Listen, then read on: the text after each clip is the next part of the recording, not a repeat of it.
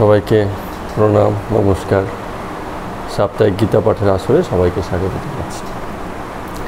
আমরা আজকে একটি নতুন অধ্যায়ে যাচ্ছি, চতুর্দশ অধ্যায়, গুণত্রয় বিভাগ যোগ। 3 গুণ বিভাগ যোগ। 3 গুণ সত্য, রজতম, এই 3 গুণের বিষয়ে এবং আনুষাঙ্গিক আর অন্যান্য বিষয়ে আলোচনা চলবে। তো আমরা পড়ে নিচ্ছি। প্রথমে 1 নম্বর শ্লোক। 1 নম্বর শ্লোকে শ্রী ভগবান বললেন, আমি পুনরায় জ্ঞানসমূহের মধ্যে সর্বোত্তম জ্ঞান বলিতেছি, যাহা জানিয়া মুনিগণ এই দেহবন্ধন হইতে মোক্ষ লাভ করিয়াছেন। অর্থাৎ আমাদের বন্ধনের কারণ যে দেহ, এটার নতুন করে বলবার কিছু নেই। দেহ আছে বলেই বন্ধন মুক্তির চেষ্টা বা মুক্তির আকাঙ্ক্ষা আমাদের মধ্যে জাগে। কোথাও না কোথাও সেই দেহবোধ থেকেই জাগে। যখন ভালো করে দেহবোধের বন্ধন হয়, তখনই একসময় সেখান থেকে মুক্তির ইচ্ছা। খুব সুন্দর এই কথাটা, এই প্রসঙ্গটা। অর্থাৎ যে দেহকে বন্ধনরূপে চিনতেই পারেনি, তার মুক্তির আকাঙ্ক্ষাই জাগবে না। দেহ যে একটা বন্ধন বা দেহরূপে জন্মেছি বলে এই দেহগত বন্ধনের মধ্য দিয়ে আমাদের আত্মিক যে সীমাবদ্ধতার জায়গা তৈরি হয়, যে সেটা বোঝেনি, সে সেখান থেকে মুক্তির আকাঙ্ক্ষাও কোনোদিন লাভ করেনি। তাহলে এটা কার থাকে, এই দেহবোধ থেকে মুক্তির আকাঙ্ক্ষা?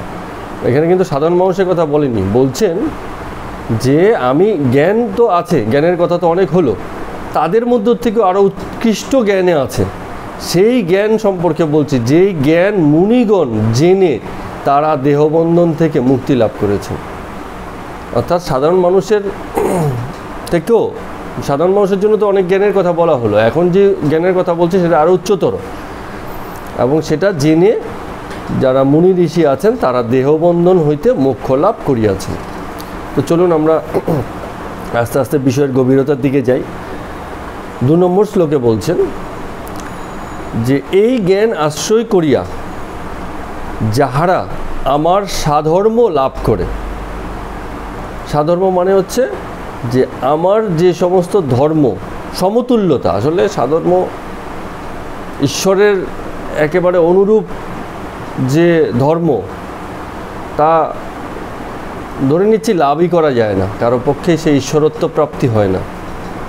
কেউ অবিকল ঈশ্বর হয়ে উঠতে পারে না, কারণ তারই অংশ, সম্ভাবনা থাকে স্বরূপে যাওয়া যায়, কিন্তু একেবারে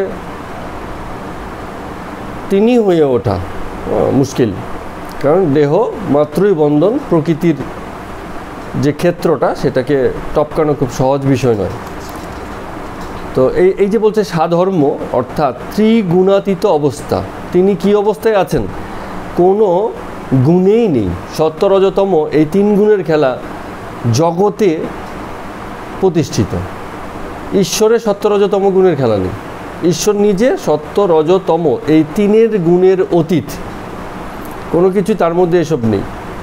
যে কারণে আমরা অনেক সময় বলি না যে ঈশ্বর রেগে যান, ঈশ্বর খুশি হয়ে ওঠেন, এইটা করে তাকে খুশি করা যাবে।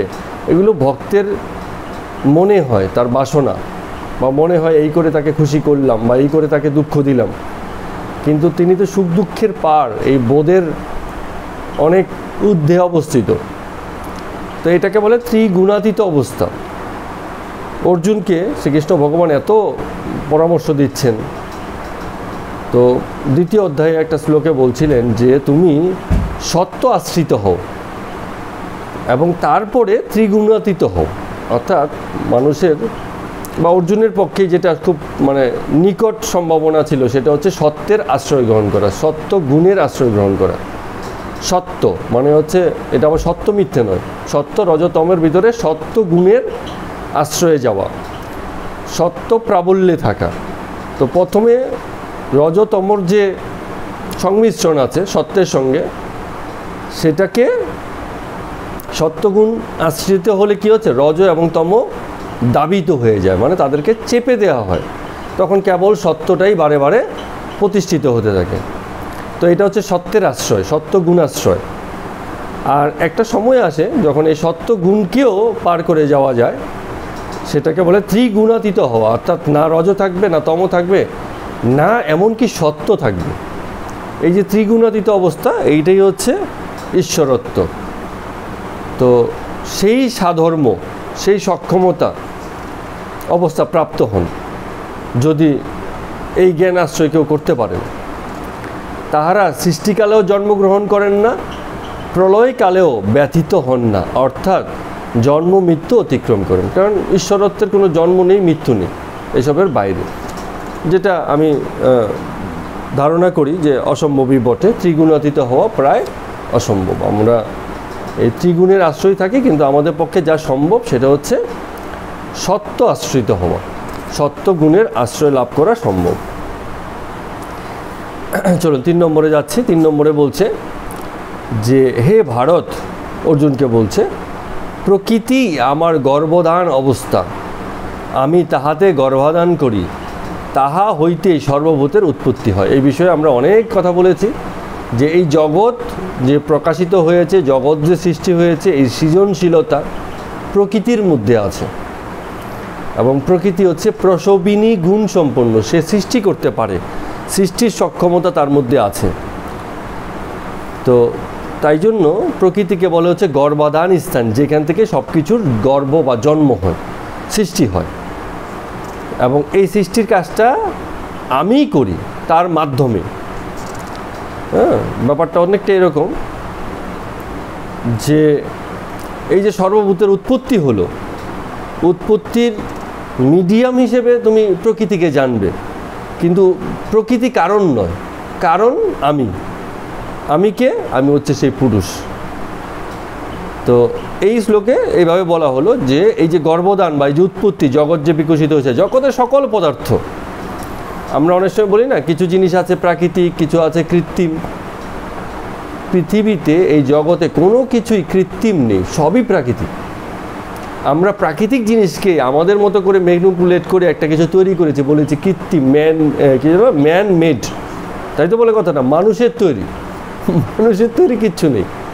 একটা যন্ত্র যে তৈরি হচ্ছে, সেই যন্ত্রের মূল ম্যাটেরিয়ালগুলো কোথা থেকে এলো? কোনো না কোনোভাবে সে প্রকৃতি থেকেই এসছে। ধরো একটা লোহা দিয়ে গাড়ি বানিয়েছি, লোহাটা তো প্রকৃতিরই প্রাপ্ত, ওটা তো আর মানুষ তৈরি করেনি। গাড়িটা মানুষ তৈরি করেছে, গাড়িটা ম্যানমেড, এটা প্রাকৃতিক জিনিস নয়। কিন্তু আদতে পৃথিবীতে, এই জগতে যা কিছু আছে সবই প্রাকৃতিক। আমরা এগুলোকে রিমডেল করি, পুনর্বিন্যাস করি, নতুন করে মনে হয় যেন তৈরি করি। কোনো কিছুই আমাদের মানে স্বতন্ত্র তৈরি নয়, আমরা রিঅ্যাসেম্বল করি মাত্র, অর্থাৎ এগুলোকে সাজিয়ে গুছিয়ে আবার নতুন একটা কম্বিনেশন করে নতুন একটা কিছু তৈরি করে। জগতে সব কিছুই প্রাকৃতিক।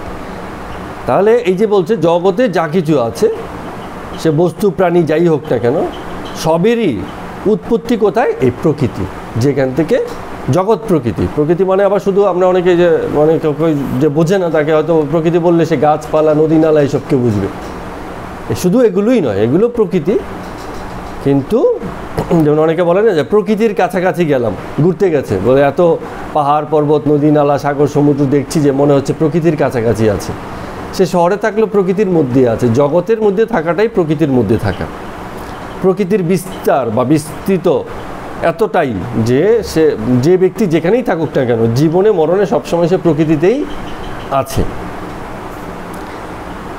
তো এটাকে, এই যে প্রকৃতি, এটার একটা সুন্দর শব্দ এখানে ব্যবহার করেছে, আমরা অনুবাদগুলো পড়ছি বলে অনেকটা মিস করে যাচ্ছি। এটাকে বলা হচ্ছে মহৎ ব্রহ্ম।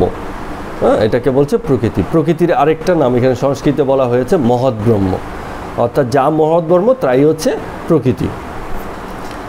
এবার আসুন আমরা 4 নম্বর শ্লোকে যাচ্ছি। 4 নম্বর শ্লোকটা খুব সুন্দর।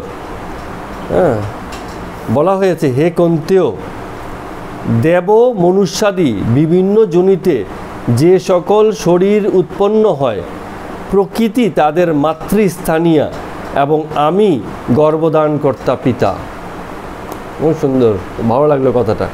অর্থাৎ আমরা যে যত রকমই মনুষ্য করলে, যত রকমই পিতা মাতার গর্ভে জন্মগ্রহণ করি না কেন, আমাদের অ্যাকচুয়াল মাতা হচ্ছে প্রকৃতি, আর প্রকৃত পিতা হচ্ছে সেই পুরুষ। পুরুষ এবং প্রকৃতির, পুরুষের ইচ্ছা আর প্রকৃতির মেকানিজমেই এই জগৎ তৈরি হয়েছে, জগতের সকল প্রাণী সব কিছু তৈরি হয়েছে। ফলে প্রকৃতি হচ্ছে মাতৃস্থানীয়, আর পরম পুরুষ বা পিতা, পুরুষ হচ্ছেন গর্ভদানকর্তা পিতা, তারই ইচ্ছাতে, তারই ইশারায়, তারই ব্যবস্থাপনায়, তারই মেকানিজমে এই জগৎ তৈরি হয়েছে, প্রত্যেকটা মানুষই জন্ম হয়েছে। যে কারণে আমাদের কি হয়, দেখবেন যে অনেক সময় এই যে আমাদের যত দেবতা আছে, কাউকে বাবা, কাউকে কি হচ্ছে মা বলে সম্বোধন হয়। কালী মা, সরস্বতী মা, দুর্গা মা, প্রকৃতি সৃষ্টির ক্ষমতা রাখেন, মাতৃরূপে দেখা হচ্ছে, পিতৃরূপেও দেখা হচ্ছে, শিবকে বলা হচ্ছে পরম পিতা। তো এইভাবে দেখা হচ্ছে, যদিও এই ভাগটা অ্যাকচুয়াল ভাগ নয়। ওই যে পুরুষ আর প্রকৃতি তো একই আধার, একই অস্তিত্বের ভিতর থেকেই দু রকমের প্রকাশ। একটা হচ্ছে নিষ্ক্রিয়, নিষ্কাম হয়ে, নির্বিকার হয়ে আছে, আরেকটা কর্ম করছে বা কাজ করছে। কিন্তু যদি কোনো সত্য বা কোনো রকম সত্তার কথা আমরা চিন্তা করি, তাহলে সেই সত্য এক, সেখানে কোনো ভেদ নেই। এই মানে এই না যে জগতে বা আমাদের যে আদি অবস্থা আছে তার অনুসন্ধান করতে গেলে আমরা মাতা একরকম পাবো, আবার পিতা একরকম পাবো, তাদের সম্মিলনে তৈরি হচ্ছে। মাতা পিতার কোনো সম্মিলন নয়, একই আধারে মাতৃত্ব এবং পিতৃত্ব দুই ধারণ করে আছে। পুরুষ এবং প্রকৃতি একই আধারে, একই সঙ্গে, একই অবস্থাতেই আছে, তার মধ্যে ভেদ নেই। কিন্তু তারই একটা বিষয় যখন নির্বিকার, নিশ্চল, নিরপেক্ষ, দ্রষ্টাস্বরূপ, অনুমস্তাস্বরূপ যদি হয়ে থাকে, তবে তিনি কি হন? পুরুষ। আবার তিনি যখন মানে জগৎ সৃষ্টি করছেন, তখন হচ্ছেন কি? নারী, বা আমাদের যাকে বলা হচ্ছে প্রকৃতি। তো এই কথার মানে একটা খুব সাধারণ কথা হচ্ছে যে আমরা জগতের হিসাবে যতই পিতা মাতা সন্তান এরম সম্পর্কে থাকি না কেন, কিন্তু যদি আমাদের আদি অস্তিত্বের কথা চিন্তা করি এবং আমাদের আদি পিতামাতার কথা চিন্তা করি, তাহলে আমরা এই জগতে যারাই আছি প্রত্যেকে কি ভাতৃ সম্পর্কীয়। ভাতৃ সম্পর্ক কি? ভাই বোন সম্পর্ক। পিতামাতার সাথে সন্তানের সম্পর্ক কিরম সম্পর্ক? ভাই বোন সম্পর্ক। কেন সম্পর্ক? যদি আমরা সেটাকে আমাদের আদি পিতামাতা অর্থাৎ আমাদের সৃষ্টির কারণের সঙ্গে জুড়ে দিই, তাহলে এই জগতে সব কিছুই আমাদের তার থেকে উৎপন্ন হয়েছে বলে তিনিই আমাদের পিতা, তিনিই আমাদের মাতা। তো এই কথাটা এই কারণে খুব ইন্টারেস্টিং এবং গুরুত্বপূর্ণ। তো এখন একটা জায়গাতে এসে, এই যে যখন আমরা এই শ্লোকটা অধ্যয়ন করছিলাম, এসে আমরা বলছি বা আমরা ভাবছিলাম, ঠিক আছে, আমাদের ভাবনার মধ্যে এলো যে তিনি যদি আমাদের পিতা এবং তিনি যদি আমাদের মাতা হন, তাহলে আমাদের প্রতি এই পিতা এবং মাতার কখনো কখনো কেন মনে হয় বৈষম্য তৈরি হয়ে গেছে। যেমন আমাদের মধ্যে কেউ কেউ খুব বেশি মেধাবী হয়ে জন্মগ্রহণ করে, কেউ আবার একটু কম মেধাবী, কেউ সবল সুস্থ, কেউ বিকলাঙ্গ, ঠিক আছে, জন্মগ্রহণ করার সময়ই সে এরকম পেয়ে যায়। তা কত রকম বৈচিত্র্য। কেউ কালো হয়ে জন্মায়, কেউ সাদা হয়ে জন্মায়, কেউ সুন্দর হয়ে জন্মায়, কেউ অসুন্দর হয়ে জন্মায়। কত রকম বৈচিত্র্য। কারো চুল কোঁকড়ানো, কারো চুল স্ট্রেট। তো যার চুল কোঁকড়ানো তার তো সারা জীবন পয়সা দিয়ে দিতে চলে যাচ্ছে স্ট্রেট করতে করতে, তার তো অনেক দুঃখ থাকে। আর যার চুল স্ট্রেট আছে তার পয়সা দিতে হয় না, এমনি স্ট্রেট। তো আমাদের অভিমানী মন বিভিন্ন সময় কি করে? তাকে ব্লেম করতে থাকে, কেন আমি এরম হলাম, কেন ওরম হলো। সবাই যদি সে একই আদি পিতামাতার সন্তান হই, তো তিনি এরম ভেদ ভেদ ভেদ ভেদ ভাগ ভাগ করছেন কেন? এটার কারণটা আমরা একটু বোঝার চেষ্টা করি। খুব একটু সহজেই বোঝা যাবে, এমন কোনো কঠিন বিষয় নয়। যেমন আমরা অনেক সময় দেখেছি, পেরেক দেখেছেন তো? পেরেক, এটা আমরা এসে বাড়ি করার সময় দেখেছিলাম যে পেরেক যখন দোকান থেকে কিনে নিয়ে আসি, পেরেকের মাথার দিকে একটু চ্যাপ্টা থাকে আর নিচের দিকে কি সরু থাকে। সব পেরেকই ঠিকঠাক, তার মধ্যে থেকে দুই একটা পেরেক থাকে যেটা মাথা ঠিক নেই, আবার নিচে দিয়ে সরু থাকার কথা সরু হয়নি, মানে মোটা হয়ে গেছে বা চওড়া হয়ে গেছে। তো ওগুলো মিস্ত্রিরা কী করে? ফেলে দেয়, কাজে লাগে না। তো এরকম অনেক জমে যেত আমাদের। তো এই কারণে এই কথাটা হঠাৎ করে মনে পড়লো।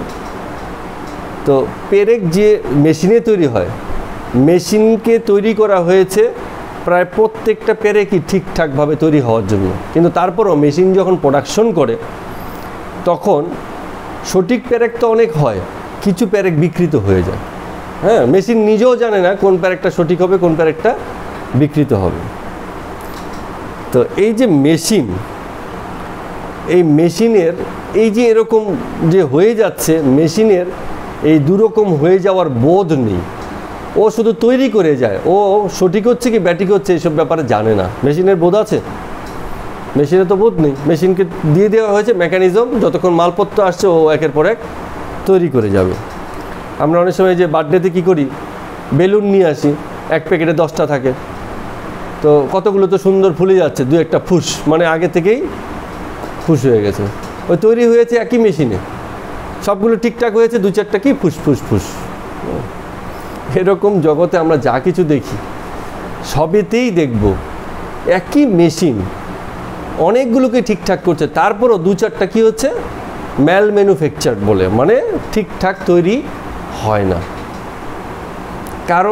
কারণ হচ্ছে মেশিনের সেই বোধ নেই।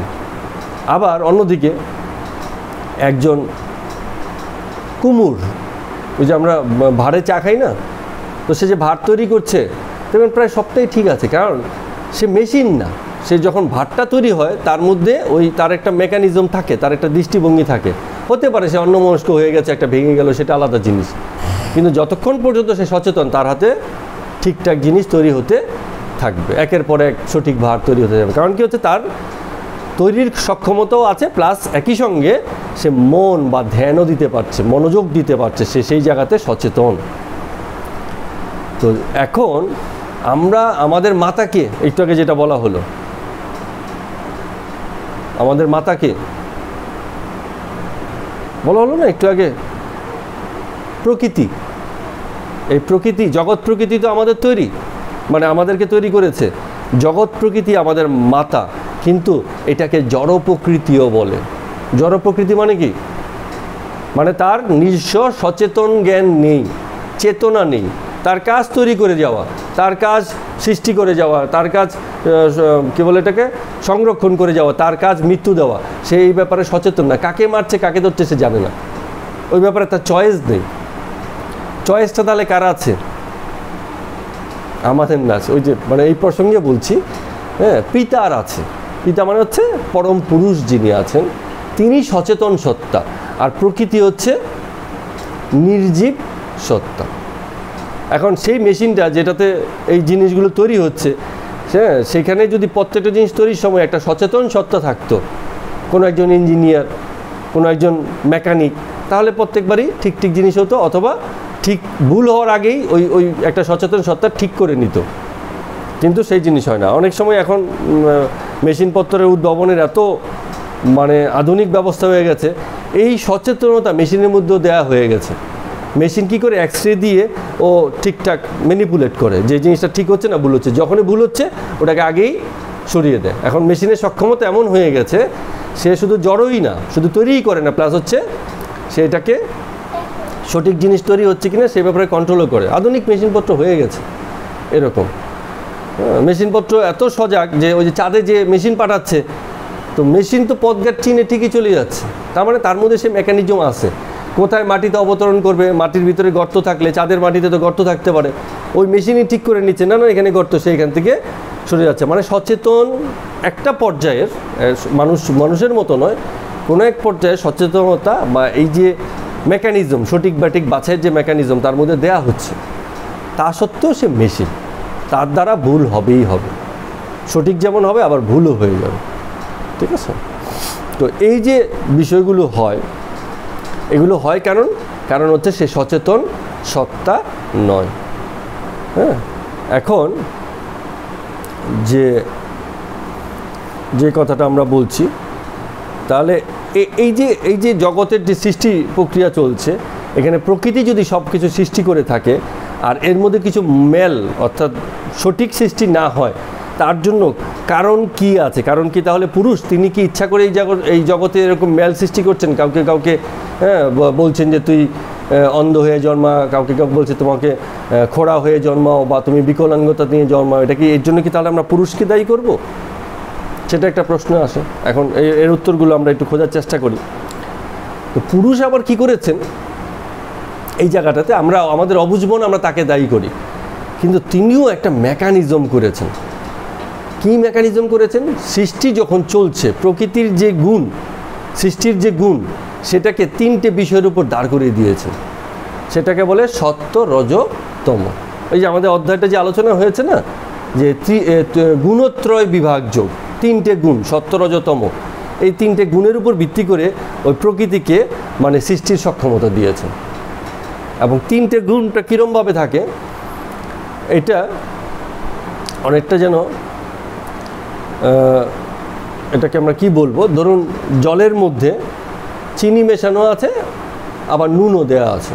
বা অনেক সময় আমরা শরবত বানাই কি করে, চিনি, নুন, তারপরে কি আছে ওই যে লেবু, এইসব দিয়ে তো শরবত তৈরি হয়, চিনি, নুন, লেবু।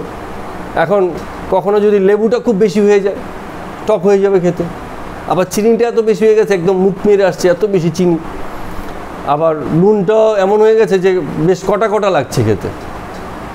এখন এই যে তিনটা গুণ, এই তিনটে গুণ শরবতের মধ্যে থাকবে, চিনি থাকবে, নুন থাকবে, আর হচ্ছে ওই টক ভাব, লেবু ভাব থাকবে। তো ঈশ্বর কি করেছেন, পুরুষ কি করেছেন, তিনি এই তিন গুণের ভাবটা দিয়ে নিজেকে সেখান থেকে সরিয়ে নিয়েছেন। বলছে এই তিন গুণ তার নিজের মধ্যেই খেলা করবে, ওতে আর আমার কিছু আমি দেখব না।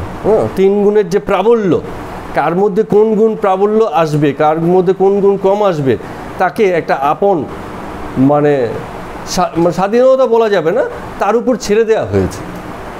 এটাকে আমরা কিভাবে বুঝবো? এটার নিয়ন্ত্রণটা কেউ করতে চায়নি। যেমন আমি এটা বলি যে একই তো সাগর ঢেউ তুলছে, কোনো ঢেউ বড় হচ্ছে, কোনো ঢেউ কী হচ্ছে, ছোট হচ্ছে। সাগর তো একটাই, একই সাগরে ঢেউ হচ্ছে, কোনোটা এত বিশাল হয়ে আসছে, কোনোটা একটু অল্প হচ্ছে, কোনোটা ছোট হচ্ছে, বড় হচ্ছে, নানান রকম হচ্ছে। তো এর জন্য সাগরকে দোষ দেওয়া যাবে না, কারণ সাগর সচেতনভাবে এই জিনিসটা মেকানিজম করছে না।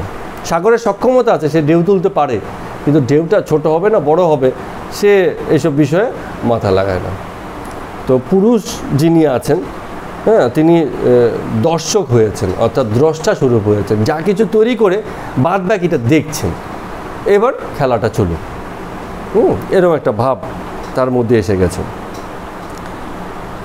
যেমনটা আমরা অনেক সময় করি না, এই যে এখন কেন এই কথাটা আমরা বলছি, কারণ আমরা যদি সচেতন সত্তা হই, তারপরেও আমাদের দ্বারা সঠিক হবে না। ধরো এই যে বাচ্চাকে কি আমরা সিরাপ যখন নিয়ে আসি, একটা কৌটু থাকে, সেখানে 5 ml, 10 ml, 2.5 ml লেখা থাকে না। এখন ডাক্তার তো বলে দিয়েছে 5 ml, আমাদের দাগও দেওয়া আছে 5 ml। তো আমরা যখন ঢালছি সবসময় 5 ml হবে, কখন একটু বেশি হয়ে যাবে, কখন একটু কম হয়ে যাবে। তো সত্য, রজতম তো আমাদের মধ্যে ঢেলে দিয়েছে, তো কার মধ্যে যে কোনটা বেশি হয়ে যাবে, সেটা কিন্তু সবসময় ঠিক করা যাচ্ছে না। তার মানে আমাদের যে গুণ, আমরা মানুষ হিসেবে আমাদের প্রত্যেকের গুণ প্রায় সমান সমান, কিন্তু তার মধ্যেও এই তিনটে গুণই আছে। শরবত যখন হয়েছে তিনটে, মানে নুন, চিনি, লেবু সবই দেওয়া হয়েছে, কিন্তু কোন শরবতটা একই মানুষ বানাচ্ছে, এক একদিন একরকম হচ্ছে, কোনোদিন লেবু বেশি হয়ে যাচ্ছে, কোনোদিন চিনি বেশি হয়ে যাচ্ছে, কোনোদিন নুন বেশি হয়ে যাচ্ছে, কোনোদিন আবার একদম ঠিকঠাক হচ্ছে। তো কী যে হবে, একজন সচেতন সত্তা অনেক সময় এই জিনিসটাকে ঠিক করতে পারে না। এইটাকে বলে স্বাভাবিক ধর্ম, প্রকৃতির স্বাভাবিক ধর্ম। প্রকৃতি তার স্বাভাবিক ধর্মেই এই বৈচিত্র্য তৈরি করে, কোনো সচেতন মেকানিজম নেই, কেউ ঠিক করে দেয় না যে কোনটা সঠিক হবে বা কোনটা ভুল হবে। এটা অটোমেটিক, ঢালতে গেলে কোনো সময় একটু বেশি পড়ে যাচ্ছে, কোনো সময় একটু কম হয়ে যাচ্ছে। ওই যে 5 ml করতে গিয়ে 5 ml একটু বেশি হয়ে গেছে, চল আবার কি ঢুকিয়ে রাখবো, আবার করবো, খেয়ে নিই, আবার একটু কম হয়েছে, ঠিক আছে চলো, চলে যাচ্ছে। অনেকটা এরকম।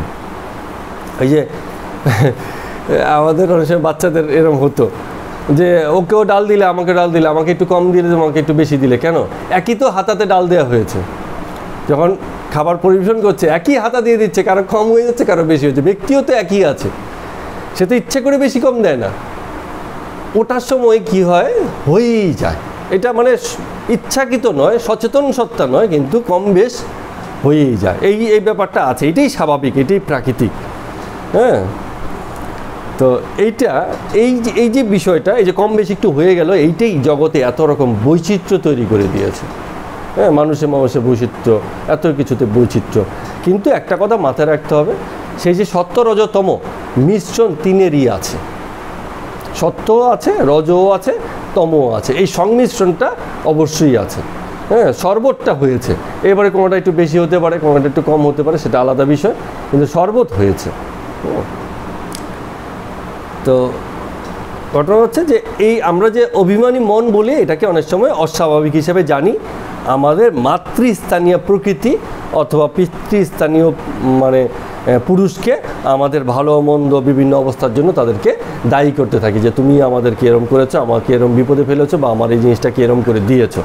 ঠিক আছে, কিন্তু এটা একটা মানে আপন সিস্টেম। ওই যে আমরা মাঝে মাঝে বলি চাবি মাইরা দিছি ছাইরা জনম বড়ি চলতে আছে, একটা সিস্টেম উনি গড়ে দিয়েছেন, একটা মেকানিজম, তারপরে 10টা দেখছেন, আর কিছু নেই, মানে বিজ্ঞান নেই, চলছে, বাকি সব কি হচ্ছে, চলছে। এবার আসি আমরা 5 নম্বরটা যাই। 5 নম্বরে এই যে আমি যে কথাগুলো বললাম, এই কথাগুলো এখন 5 নম্বরে খানিকটা এখন দিনে দিকে দিকে আমরা যত যাব তত আলোচনায় আসবে। 5 নম্বরে বলছে, হে মহাবাহু, সত্য রজ তম প্রকৃতিজাত এই 3 গুণ দেহ মধ্যে অব্যয় আত্মাকে বন্ধন করিয়া রাখে। তার মানে আমাদের মধ্যে ওই যে আমরা তো একটা বলেছি যে আমাদের মধ্যেই পুরুষ, আমাদের মধ্যেই প্রকৃতি, এই দেহ ভাণ্ডারেই সব কিছু আছে। তো তো সেই হিসাবে আত্মাও আছে, অব্যয় আত্মা। অব্যয় মানে হচ্ছে যার কোনো ক্ষয় হয় না, চেঞ্জ হয় না, অপরিবর্তনীয়। এরকম আত্মা, আত্মাস্বরূপ আছে আমাদের মধ্যে, আত্মার প্রকাশ আছে আমাদের মধ্যে, আত্মার স্থিতি আমাদের মধ্যে আছে। কিন্তু এই আত্মা, এই সত্যরজতম তিনের যে মানে প্রভাব, এই প্রভাবে মনে হয় যেন বন্ধনে আছে, আটকে গেছে। আলোচনা আরও আসবে এইসব বিষয়, কী করে এই কথাগুলো বলে, যে সত্যরজতম কী করে আমাদেরকে আত্মা, আমাদের মুক্ত আত্মা, যে আত্মার কোনো বন্ধন বোধ নেই, কোনো বন্ধন দিয়ে তাকে রাখা যাবে না, সেই আত্মাও কিন্তু বন্ধনে, মনে হয় যেন বন্ধনে জড়িয়ে আছে। 5 নম্বরে এই কথা বলছে। এবার আসুন আমরা 6 নম্বরটা পড়ি, তাহলে খানিকটা একটু বোঝা যাবে। বলছে, হে অনঘ, অনঘ কথাটা হচ্ছে নির্মল, নিষ্পাপ, দুঃখরহিত, যার মধ্যে কোনো দুঃখ বোধ নেই। হে অনঘ, এই 3 গুণের মধ্যে সত্যগুণ নির্মল বলিয়া প্রকাশক এবং নির্দোষ। এই সত্যগুণ সুখসঙ্গ ও জ্ঞানসঙ্গ দ্বারা আত্মাকে বন্ধন করিয়া রাখে। খুব সুন্দর কথা।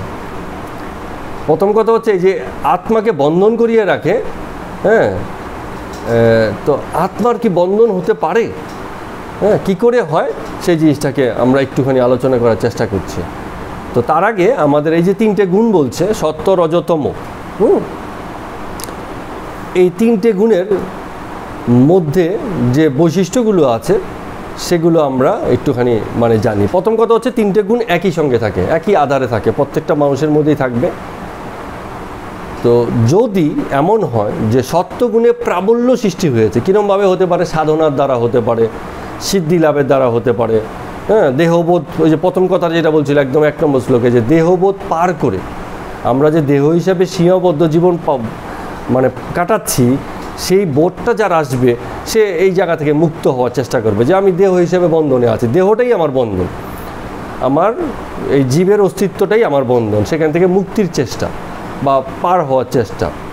তো এই চেষ্টাটা যার ভিতরে আসছে, সে কীভাবে এই চেষ্টাটা করবে? তার এই দেহবোধের মধ্যে সবচেয়ে জড়বোধ হচ্ছে কিসে? ওই তমগুণে, জড়তা, মানে দৃঢ়তা, জড়তা, যত রকম মানে পশ্চাৎপদতা আছে সব জড়তার মধ্যে আমরা দেখি। আর রজ হচ্ছে কর্মপ্রবণতা, আর সত্য হচ্ছে মানে জড়তাও চলে গেল, কর্মপ্রবণতাও চলে গেল, মানে অনেকটা একদম মুক্তিভাব। সে তখন অনেকটা 10টার মতো হয়ে গেছে, জগৎকে সে বুঝে গেছে, তার আর খুব বেশি মানে সে যাই কিছু কর্ম করে, কর্ম সে ছাড়েনি, কিন্তু যাই কর্ম করে তাতে তার কোনো বন্ধন বোধ হয় না, কর্ম তাকে কোনো বন্ধন দিতে পারে না। এরকম সত্যগুণ। তো এই সত্যগুণের এই যখন এরম ভাব আসে, তখন এই বিষয়টা একটা ভীষণ সুখকর ব্যাপার, এবং এটা জ্ঞানের দ্বারা লব্ধ। জ্ঞান না হলে দেহবোধ অতিক্রম করা যায় না। আমি চাইলাম যে দেহর বাইরে চলে যাব, আমি সম্ভব নয়। ঠিক আছে, জ্ঞানের দ্বারাই দেহবোধ পার করে সত্য গুণে আশ্রিত হওয়া যায়, এবং সেই অনুভব খুব সুখের, সবাই খুব সুখবোধ করে। কিন্তু এই যে সুখবোধ এবং এই যে জ্ঞান যার মধ্যে আছে, তো সুখের বোধ যে করছে আর জ্ঞানের অধিকারী যে হয়েছে, সেই ব্যক্তিটা তখনও আছে। আর এই ব্যক্তিটা যতক্ষণ থাকবে ততক্ষণ ব্যক্তি এইভাবে জানবে যে আমি সুখী, আমি জ্ঞানী।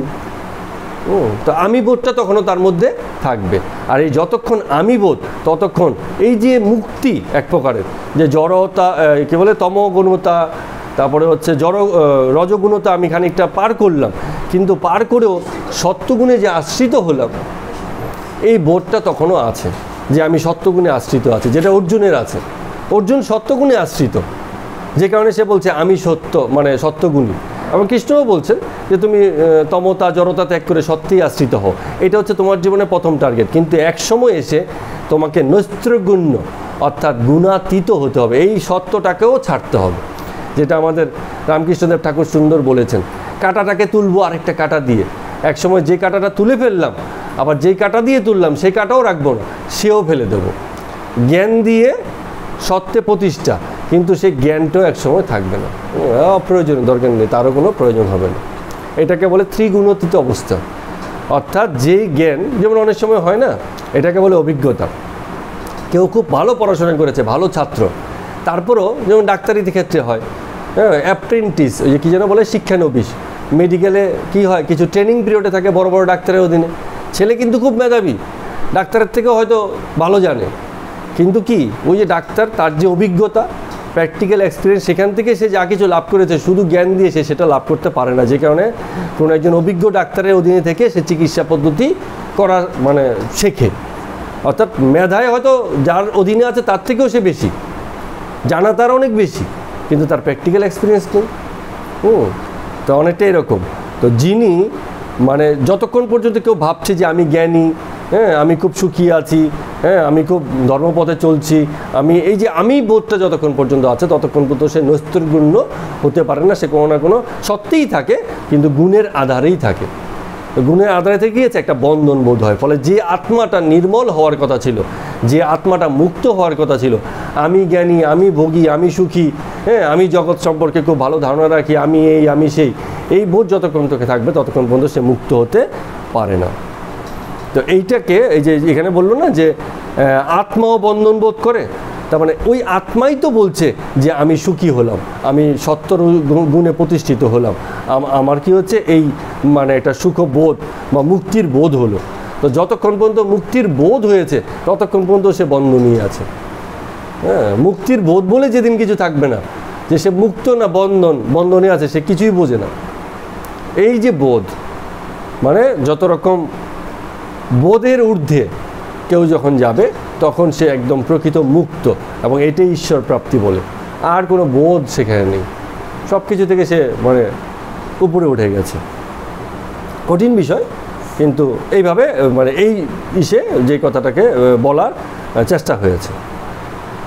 তো খুব সুন্দর আলোচনা হলো। অর্থাৎ আমি এই কারণেই বললাম কথাটা, যে শ্রীকৃষ্ণ ভগবান এই অধ্যায়ে গুণত্রয় বিভাগযুগ অধ্যায় যেটা বলছিলেন, কথাগুলো সত্যি, যে জ্ঞান তো হয়ে গেল, জ্ঞান লাভের তো চেষ্টা হলো, কিন্তু জ্ঞান হওয়াটাই শেষ না। আমার জ্ঞান হয়ে গেল, আমি বুঝে গেলাম, সেটাই শেষ না। হয়তো আমাদের মতো যারা সাধন ইচ্ছুক আছেন, আপনাদের মতো যারা আছেন, তারা হয়তো সেই চেষ্টাটাই করবো যে প্রথমে জ্ঞানটাই লাভ হোক, একটার পর একটা হোক। কিন্তু একসময় জ্ঞান লাভ শেষ করেও মোক্ষ লাভের জন্য এই বন্ধন হতে মুক্তি লাভ করতে হয়। তখন আমাদেরই স্বভাবে বা চরিত্র বা প্রকৃতিতে চলতে থাকা এই যে সত্য রজ তম গুণের যে প্রভাব, এগুলো থেকে মুক্ত হয়ে নৈস্ত্রগুণ্য হওয়ার মতো একটা অবস্থায় যেতে হয়। সেটা হয়তো সর্বোচ্চ মুক্তি, বা সেটাকে বলে মোক্ষ। বৌদ্ধ যেটাকে নির্বাণ বলেছেন, সব কিছু থেকেই মানে মুক্তি, আর কোনো বোধই নেই, নির্বোধ হয়ে যাওয়া, বোধের পারে চলে যাওয়া, সেইটা অবস্থা। তো এই বিষয়ে আলোচনা আরও চলবে, খুব ভালো অধ্যায়। আমরা আজকের মতো গীতা পাঠ এখানেই রাখছি। সবাইকে প্রণাম, নমস্কার।